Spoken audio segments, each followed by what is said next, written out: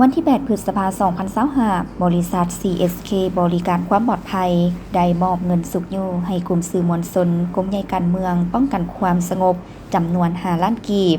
มอบโดยท่านศิวิไล โพธิสาร ห้องอำนวยการบริษัท CSK บริการความปลอดภัยตั้งหน้ารับโดยพันเอกวันคำสายตะแก้วห้องหัวหน้ากลุ่มสื่อมวลชนกรมใหญ่การเมืองป้องกันความสงบท่านศิวิไล โพธิสารให้ฮู้ว่า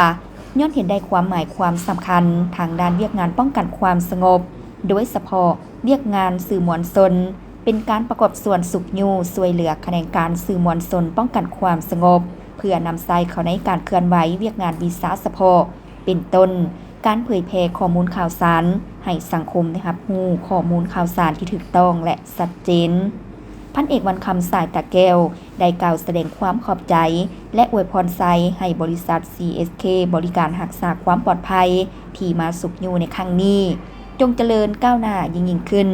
ดำเนินธุรกิจมีผลสำเร็จพร้อมทั้งอวยพรไซให้พนักงานถูกสหายจงมีสุขภาพแข็งแรงประกอบส่วนเข้าในหน้าที่เวียกงานให้ประสบผลสำเร็จ